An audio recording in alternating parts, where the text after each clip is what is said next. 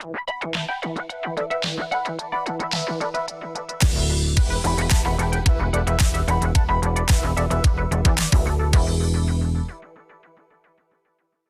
semaine dernière, vous avez voté sur le forum de No Life pour déterminer le sujet de la Minute du Geek d'aujourd'hui, et c'est le Rocky Horror Show qui l'a emporté avec 55,8% des voix samedi matin à 10h. Let's do the time warp again. The Rocky Horror Show est une comédie musicale britannique qui raconte l'histoire d'un couple fraîchement fiancé, Brad et Janet, qui lors d'un voyage en voiture se retrouve pris dans une tempête et arrive au château du docteur Frankenfurter, un savant fou travesti qui cherche à créer l'amant parfait sous la forme d'un homoncule bodybuildé nommé Rocky. C'est le début d'une nuit très bizarre. The Rocky Horror Show a été écrit et composé par l'acteur et chanteur Richard O'Brien au début des années 70, à une époque où il peine à trouver du travail. Il puise son inspiration dans le cinéma d'horreur et de science-fiction de série B qu'il affectionne, mais aussi dans l'esthétique camp, c'est-à-dire un style grandiloquent, maniéré, mais avec toujours beaucoup d'autodérision, revendiqué par la culture gay des années 60 à 80. La libération sexuelle et plus généralement des mœurs est d'ailleurs un thème majeur de The Rocky Horror Show, de même que l'identité sexuelle, des thèmes incarnés notamment par le personnage pansexuel et travesti de Frankenfurter.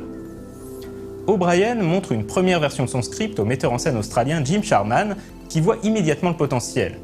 Tim Curry ne tarde pas à rejoindre la production et le show fait ses débuts à Londres en juin 1973 au Theatre Upstairs, une salle d'une 60aine de places. Le succès est tel que le spectacle migre dès le mois d'août au Chelsea Classic Cinema, une salle de 230 places, et enfin au mois de novembre au Kings Road Theatre, une salle de 500 places où il jouera jusqu'en 1979. Entre-temps, en 1974, le show s'est exporté aux États-Unis, au Roxy Theatre de Los Angeles. Du cast d'origine, seuls O'Brien et Tim Curry font le voyage, tandis que le chanteur Meat Loaf rejoint la troupe à ce moment-là.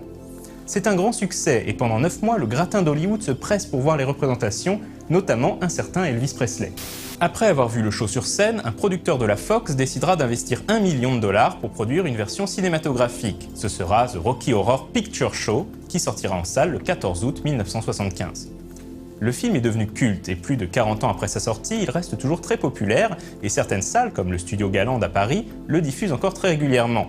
Cette longévité s'explique en grande partie par l'implication du public, qui vient aux séances en costume, rejoue des scènes pendant la projection et dialogue avec les personnages du film. Ces interactions font désormais partie intégrante de l'expérience du film. En 1981, Richard O'Brien et quelques autres membres de l'équipe créative du Rocky Horror Show, notamment Patricia Quinn et Little Nell Campbell, tenteront de lui donner une suite spirituelle au cinéma, Shock Treatment. On y retrouve les personnages de Janet et Brad, désormais mariés, qui se retrouvent dans une ville devenue une gigantesque télé-réalité. Malheureusement, Shock Treatment n'est pas aussi réussi que son prédécesseur et tombera rapidement dans l'oubli. O'Brien avait un autre projet de suite dans les années 80, sous le titre Revenge of the Old Queen, mais il ne fut jamais mis en production. En octobre 2016, la Fox réalisera également une nouvelle version filmée du Rocky Horror Show pour célébrer l'anniversaire du film original, avec l'actrice transgenre Laverne Cox dans le rôle de Frankenfurter. Tim Curry y fait une apparition dans le rôle du criminologue, le narrateur du film. La comédie musicale d'origine est quant à elle encore très souvent jouée sur les planches à travers le monde, et au cours des 4 dernières décennies, de nombreux acteurs et actrices ont incarné Frankenfurter, Janet, Brad, Columbia, Eddie, Riff Raff, Magenta, Rocky et les autres personnages barrés imaginés par O'Brien. Par exemple, Frankenfurter a été interprété par Anthony Stewart Head, alias Giles dans Buffy. C'est assez truculent. En Australie, dans les années 80, Russell Crowe a joué dans le Rocky Horror Show. Enfin, The Rocky Horror Show a connu 2 adaptations franchement médiocres en jeux vidéo. D'abord, The Rocky Horror Show Computer Game en 1985 sur Commodore 64, Commodore 128, ZX Spectrum et Amstrad CPC. On y joue Brad ou Janet et on doit sauver l'autre en trouvant toutes les pièces de la machine Medusa, tout en faisant attention à ne pas se faire voler ses vêtements ou tuer par les habitants du château. L'autre jeu se nomme The Rocky Interactive Horror Show, sorti en 1999 sur PC, qui est en fait un remake du jeu Commodore 64 avec une interface de type point and click. Richard O'Brien y fait quelques apparitions dans le rôle du démon du jeu, tandis que le rôle du criminologue était tenu par Sir Christopher Lee. Et ça tombe bien, car cet acteur mythique sera le sujet de la prochaine Minute du Geek. À la semaine prochaine.